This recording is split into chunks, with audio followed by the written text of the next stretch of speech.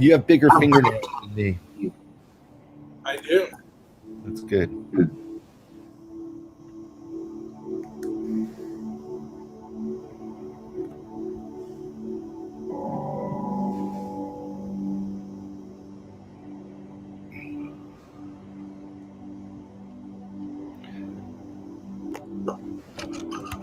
Transparency and merit. Give us a second here. Yes. Stoic calm. Yes. Stoic calm doesn't grow on trees. No, it doesn't. No, it doesn't. Going on Discord. Oh, I see you linked it here. Okay.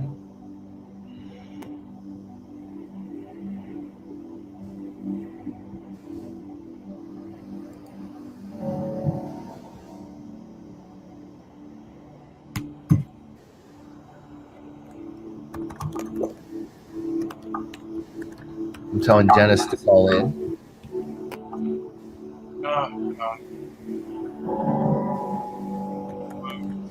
If there's somebody that could test your stoic calm, it's Dennis.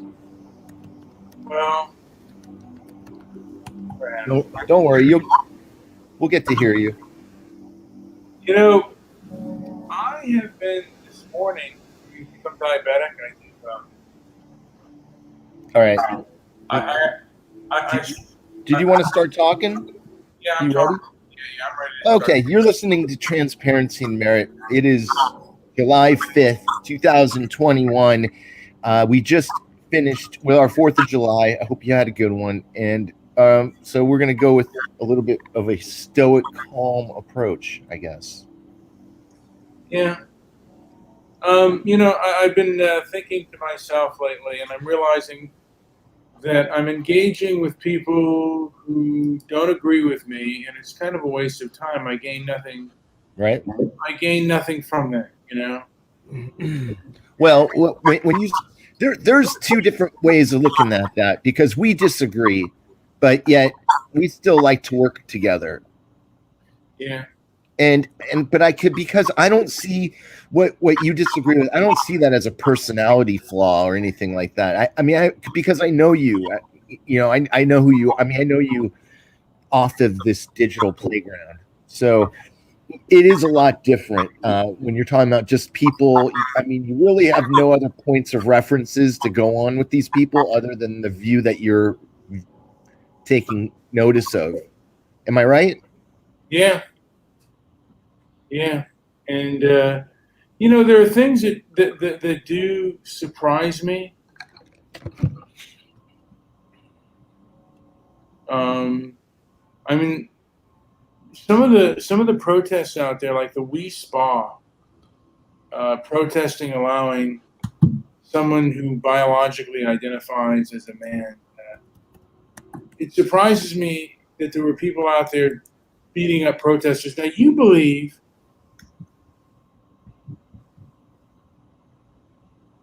that this was all make believe or whatever, I guess. I'm sorry. What are you referencing? Well, I showed you video of people fighting and stuff like that. Oh, right. The fighting that was going on. Yeah. I noticed it made its impression on people who really enjoy YouTube videos.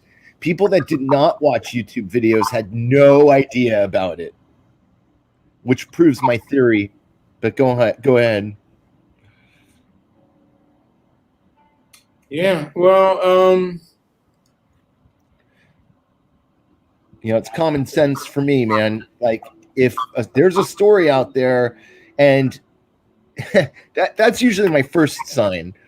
A lot of stories that go down, and there's like this kind of alt-right or liberal or whatever the view is on it, and it gets out in the media and it breaks loose on the internet. And suddenly people that I know on the internet will bring it up. People like you will talk about it. But when I turn off and I go, and if I talk to people, nobody has any clue. It's like as if it's almost as if I'm nutty for bringing it up because it's such a like obscure, like a nothing blip of zero meaning to people who aren't just like totally like tuning into YouTube and the news. So, anyways, just an impression that I get in my stoic, calm awareness. But go ahead.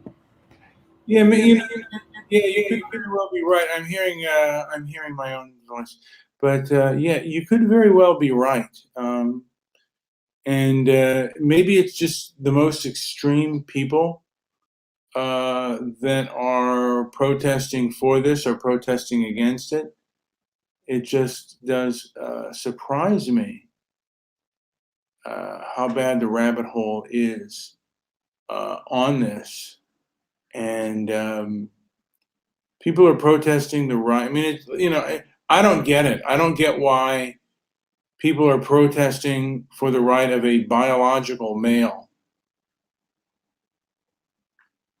to go into a female place where they get naked and you could see genitalia. It seems, I guess, Say odd. that. Yeah, well, that was what the Wee Spa was debating. There was a woman who identifies as a female, a male, a biological male, who identifies as female, going into a spa, the female side of the spa where the people get naked, and there was a woman who said, "Hey, I can see this person's penis," and the fact is that I don't know how often the cases are, but I've heard that there are cases of sexual assaults happening when males share female spaces because of opportunity. And there's been kind of a debate on this, but I personally cannot understand. I mean, this to me is such common sense. I don't know why.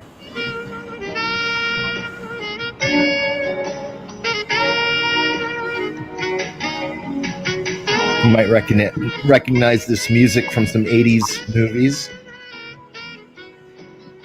Maybe 70s as well.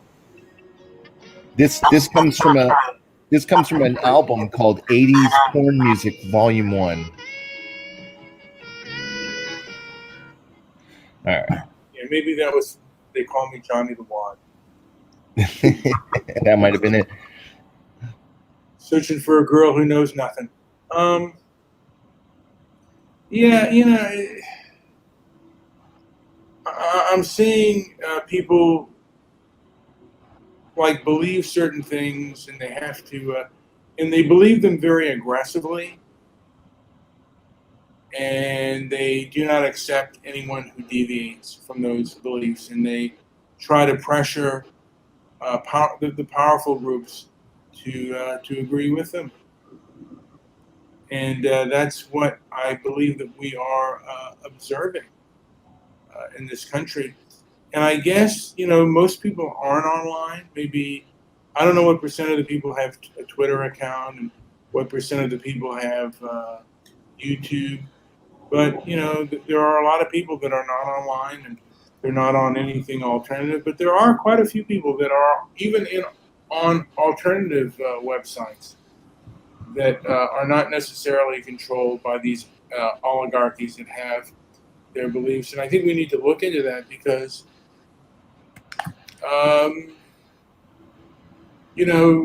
somewhere along the line, people will listen to ideas that maybe go outside the box and outside the norm. And I guess, as for now, we are outside the norm and outside the box, Joe. Both of us are, if you want to be honest. You more than me, but I'm still outside the norm with my beliefs. I don't know how outside the norms you are, to be honest. Oh, I think I very much am. And for me, my views can be absolutely,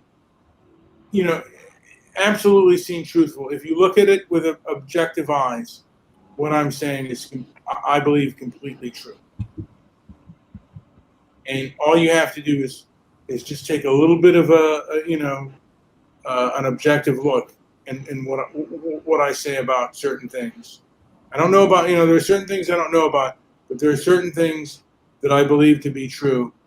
And if you look at them with objective eyes, you will see that they are, in fact.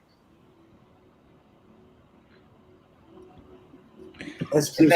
And that may be the best people can do, is to try to reach a point where they feel like they're getting to that middle ground, because what it does is it really does open up the conversation to both sides, truly. And even some of those fringe areas as well might feel more comfortable and able to assert what it is they want to say. That's just how I see it. Yeah. And like I said, I think we need to start talking to people. And the truth is, most people are I think most people are reasonable and have reasonable beliefs. There are extremes on either side, and what we want to meet is people who are reasonable and who are rational. But the place that I live, the reasonable and rational people have been made afraid, and that's unfortunate.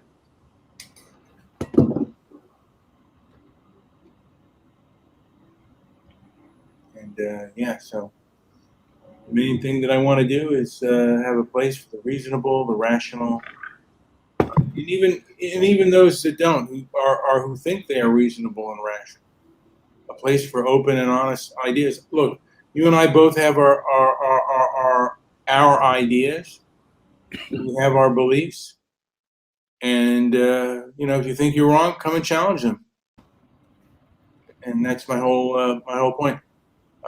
Not angry that other people. Well, sometimes I do get angry of some people's ideas because they're so absurd and they're so against people's rights. I get angry. You'd really benefit learning about history from a guy named Michael A. Hoffman. I think you'd really take to what he's said in a lot of his books. I think you'd learn a heck of, or you'd have a lot of. First of all, you'd have a lot more historical references to point to and look at, because he's incredible at using historical references, and even pretty recent cultural phenomenons. He's especially adept at interpreting what has actually gone down in America and in the world.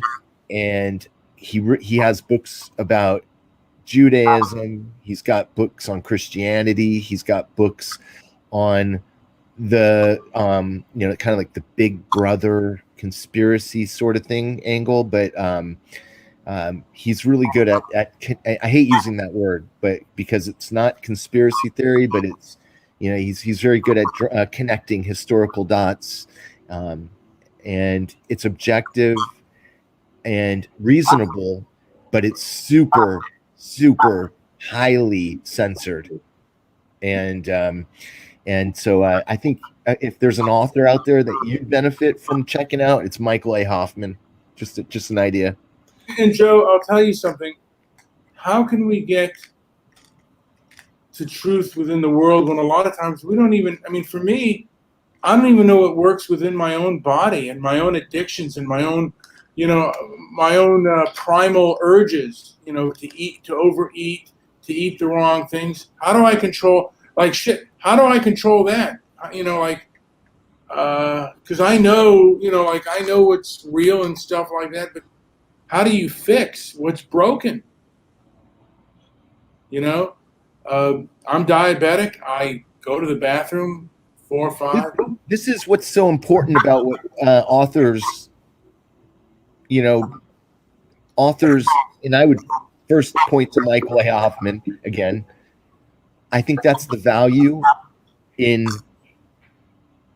understanding and digesting information like that, because it reaches so far that it touches down on people in a way that helps them recognize some of their stopping points, some of their roadblocks in life, because of how historic history, his story has been presented to us, I feel that there's a certain level of fear in the air, and digesting that fear creates so many roadblocks. I have them. I'm not preaching. I'm practicing. I'm trying my hardest to overcome some of those amazing fears. They're not um, they're not insurmountable, but they are building up, and I feel it. I feel it in places where I go. I feel the fear, and I when I do, I just I have different ways of coping with it, but I feel like a lot of people are drowned in these roadblocks that are created, but they aren't natural and they're not unbeatable. So, yeah, just a thought there. What's up, Dennis, in the crowd? Now, I've invited Dennis because Dennis has overcome a lot in his time. Our phone lines are open, my dude. You could either hit that link I sent or you could call in. I'll post the phone number. Either way will work. I've given him a link, by the way, if he wants to come in and give a chat out. And and the phone number's there, 310-668-1969, available also. So whatever you want to do. I was in the one chat room, and there was, I forget his name, but it was a bearded gentleman.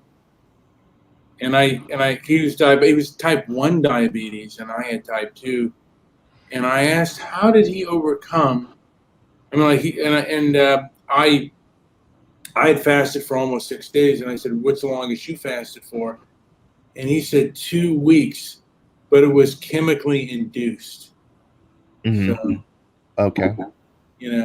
But how do you do? And I think it was maybe meth and coke that he was doing that on. Are there safe ways to chemically induce proper fast? Because I think fasting works.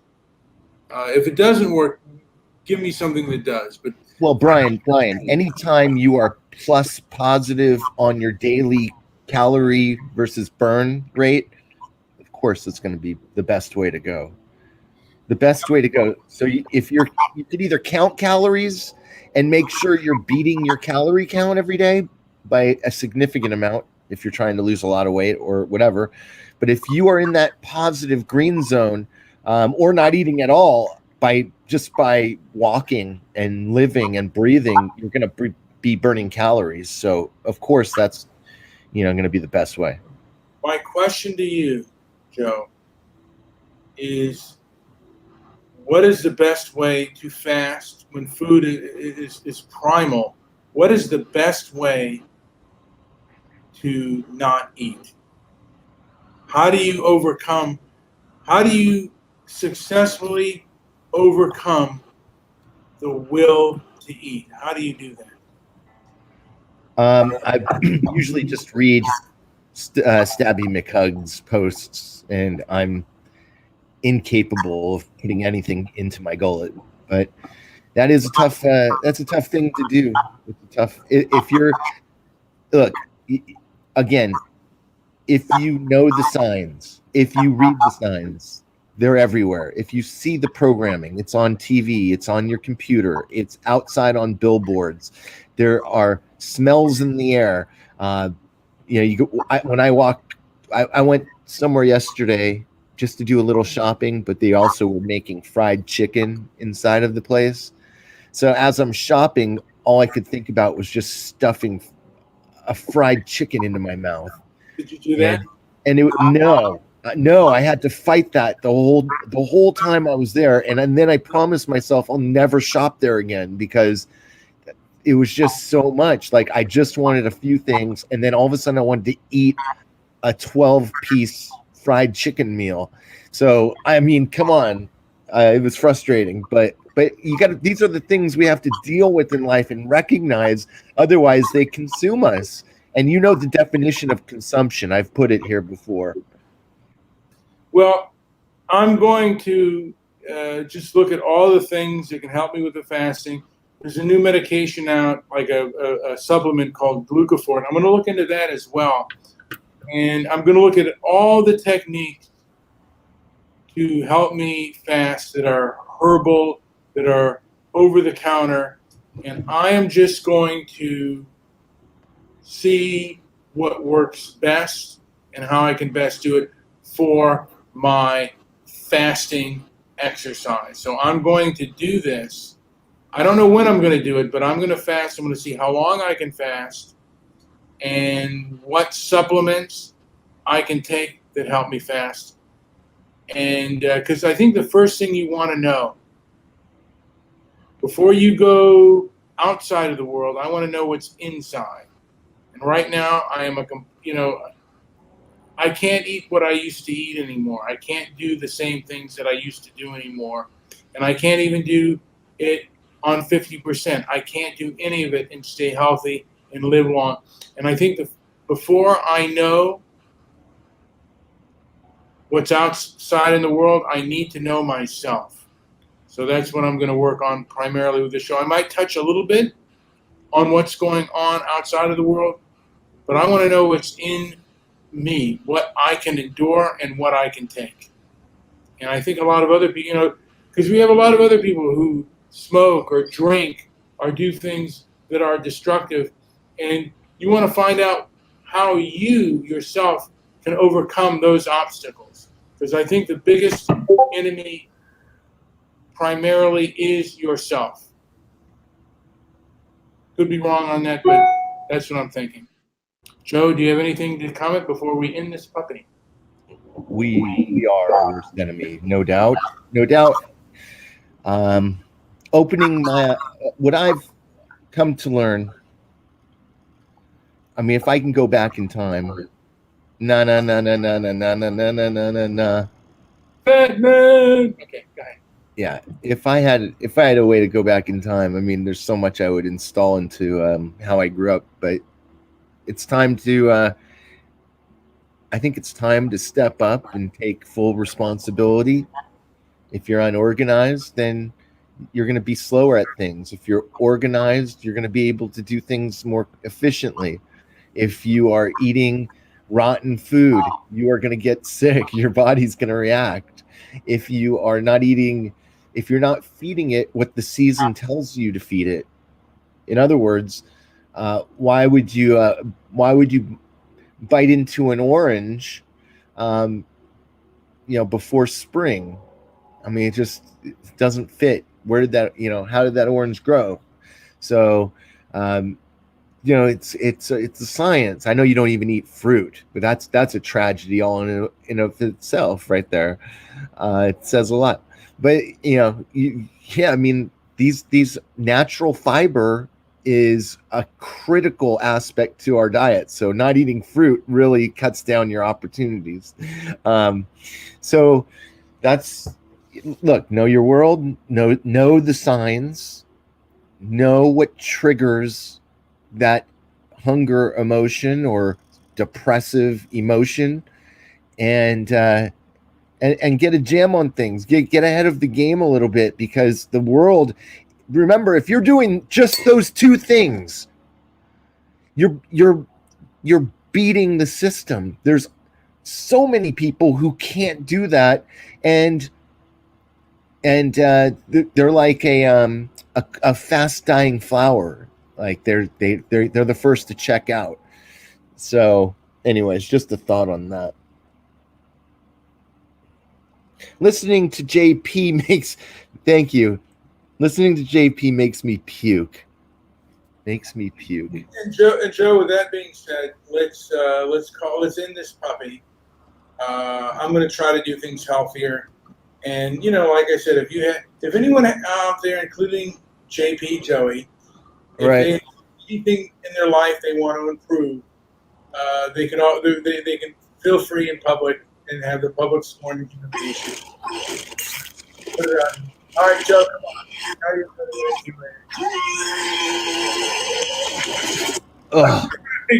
I'm sorry, Stabby. I'm so sorry, Stabby. I am just so sorry. Hey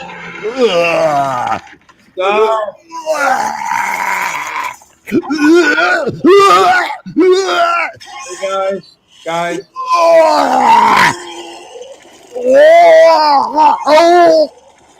All